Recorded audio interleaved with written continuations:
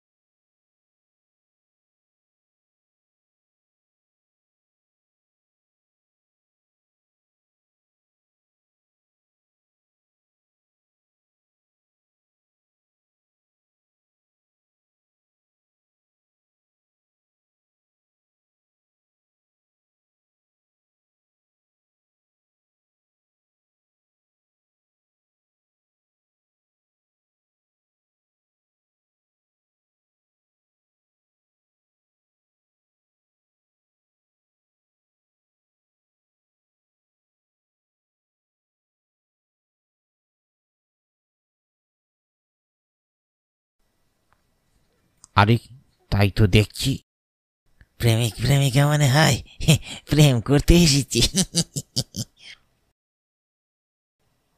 দাঁড়া, মজা দেখিয়ে আসি। থাক, বাদ দে, বয়সের গন্ডি পার করতে পারিনি। দাঁড়া, তুই দেখ আমি কি করি। আমার গ্রামে এসে আমার চোখের সামনে প্রেম করবে, এত বড় সাহস তাদের! হ্যাঁ,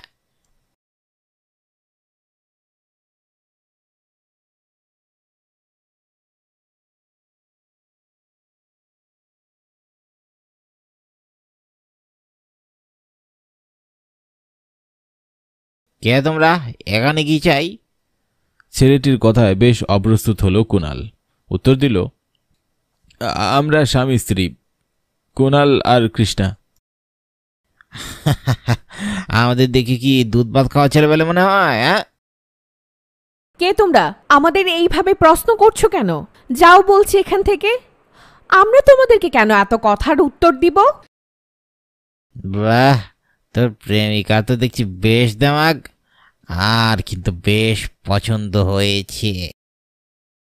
বখাটে অসভ্য ছেলে, তোমাদের মা তোমাদের কোনো কিছু শিক্ষা দেয়নি কিভাবে মেয়েদেরকে সম্মান করে কথা বলতে হয়? আহা, এত দিমাগ ভালো না রূপবতী। যা করার করে নাও।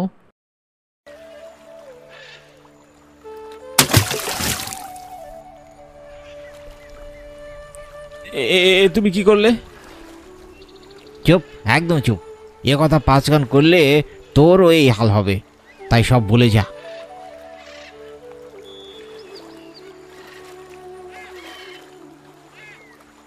কুণাল যেন মুহূর্তে একটি ঘোরের মধ্যে পড়ে গেল। কিছুতেই সে আর বিশ্বাস করতে পারছিল না নিজের চোখ দুটোকে। তবে কৃষ্ণাকেও আর দেখা যাচ্ছে না। এত বিশাল নদীতে কোথায় যে মিলিয়ে গেল ঠিক দেখা গেল না। কুণালের যেন বারবার মাথায় ঘুরছিল, কৃষ্ণা তো সাঁতার জানে না, তাই নিশ্চয়ই এতক্ষণে নদীতে তলিয়ে গেছে। না, এইসব কি ভাবছি, এ হতে পারে না। সে তার মনকে যেন কিছুতেই আর শান্ত করতে পারল না। চোখের কোণে পানি ছলছল করতে লাগলো। না পারছে কাউকে বলতে, না পারছে সাহায্য করতে। কি অপরাধ করেছিলাম যে আমাকে এমন করে একা ফেলে দিল? সে নিজেকে কিছুতেই আর সামলাতে পারছে না। বেশ ভেঙে পড়ল সে। চোখের সামনে তার প্রেমিকাকে খুন হতে দেখে যেন কষ্টে তার বুকটাই ফেটে যাচ্ছে। কিন্তু কি আর করবে সে? তার যে আর কিছুই করার নেই। সবকিছুই যে হাতের বাহিরে চলে গেছে। বেশ কষ্ট হলেও তার এখন ভীষণ ভয় হচ্ছে। এসব ঘটনা তো পুলিশ কেস, আর কোনালি তো তাকে সকালে ঘুরতে নিয়ে এসেছে। সব সন্দেহ তো তার উপরেই পড়বে। তাহলে সকলে তাকেই ভুল বুঝবে। আর বাড়িতে তার অসুস্থ মা এসব শুনলে সে তো সহ্যই করতে পারবে না, স্ট্রোক করে মারাই যাবে হয়তো। একই সাথে প্রেমিকা আর মা হারানোর যন্ত্রণা সে সহ্য করতে পারবে না। এসব তার মাথায় আসতেই পুরো দুনিয়া যেন ঘুরতে লাগলো। না, এসব ভাবলে চলবে না। নিজের প্রেমিকাকে বিসর্জন দিয়ে আমার মাকেও আমি হারাতে পারবো না। তাই দ্রুত এখান থেকে চলেছে, আর দেরি করা ঠিক হবে না।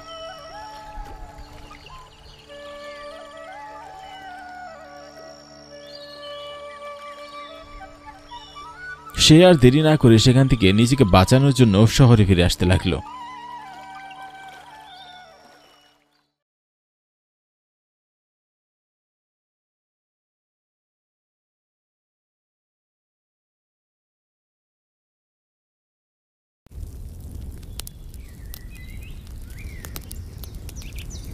কি গো মশাই, তাড়াতাড়ি চিংড়ি ভাজি দাও।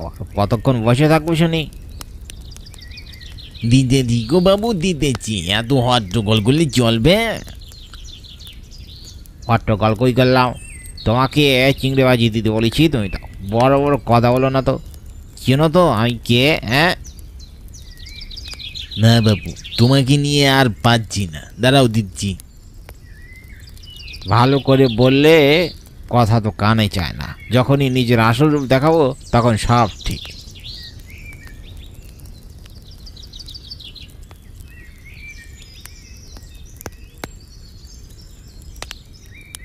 এই তো ভালো করে বললাম, কানে না, যে একটু হুঁকি দিলাম আর ঠিক হয়ে গেলে। তা যাও এখন। কুমারের কথা শুনে হরিকাকার বেশ রাগ হলেও কিছু বলতে পারল না। তিনি চুপচাপ সেখান থেকে চলে গেলেন। তিনি এরকম বগাটের ছেলের সাথে পেরে উঠবেন না। তিনি গ্রামের গরিব মানুষ, খেটে রোজগার করেন। কিন্তু এই ছেলের সাথে লাগলে তার দোকান বন্ধ হয়ে যাবে। তাই তিনি চুপ করে প্রত্যেক দিন সব সহ্যই করে যান।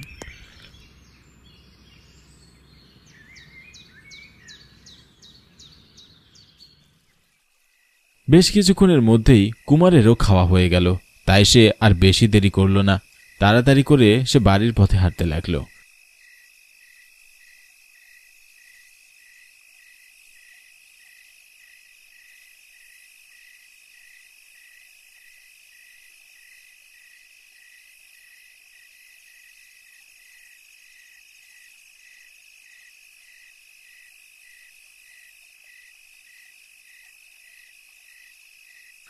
বেশ কিছুক্ষণ হাঁটার পর সে যখনই নদীর পার হয়ে বাড়ি ফিরছে, ঠিক সে সময় তার চোখে পড়ল নদীর পাড়ে একটি যুবতী মেয়ে।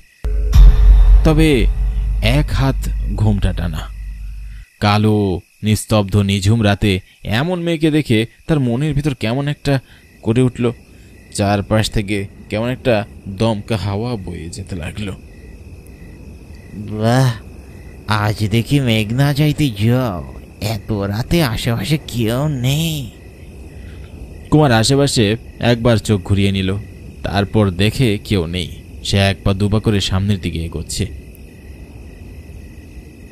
শিয়াল কুকুরগুলো কেমন জানি অস্থির হয়ে সে মুহূর্তে অনবরত ডেকেই চলছিল।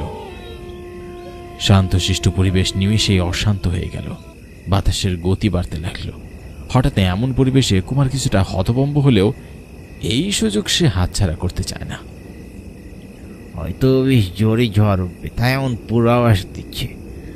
আমি জলদি করে মেয়েটার কাছে যাই।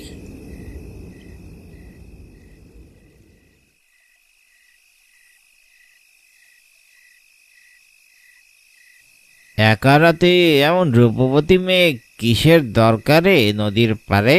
হ্যাঁ, কুমারের কথায় মেয়েটির কোনো পরিবর্তন হলো না। সে একই ভঙ্গিতে বসে রইল। তাই কুমার আবারও বলতে লাগলো, কি গো অপরূপ সুন্দরী যুবতী, তো দেওয়া কেনা?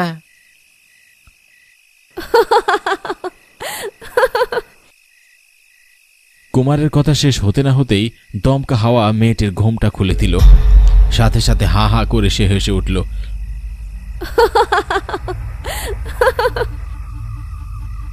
তার বীভৎস রক্ত মাখা মুখ দেখে কুমার ভয়ে কাঁপতে থাকে।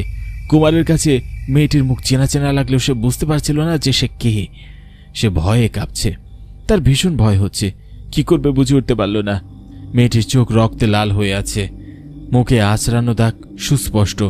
ঘোমটার আড়ালে এমন বীভৎস মেয়ে থাকতে পারে এই যেন তার কল্পনারও বাইরে ছিল। এ সময় কর্কশ কণ্ঠে সে বলে উঠল, চিনতে পারছিস আমাকে? কে তুমি? ভালো করে দেখ আমাকে, তাহলেই চিনতে পারবি।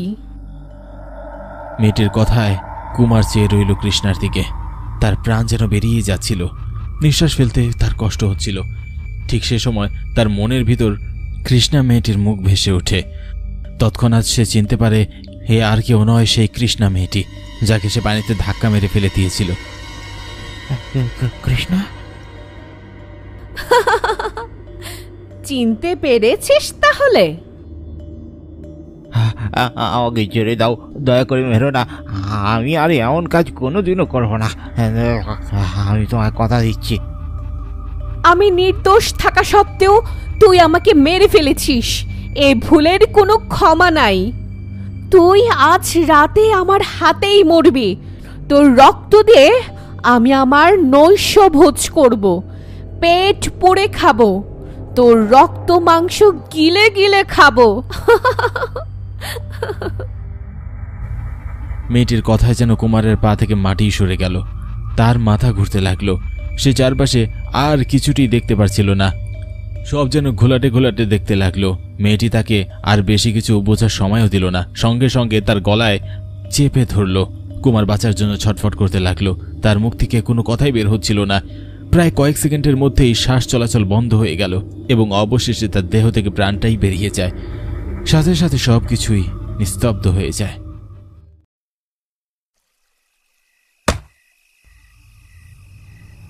মেয়েটিও তার কথা মতো উধাও হয়ে গেল, আর কুমার মৃত অবস্থায় পড়ে রইল মাটিতে।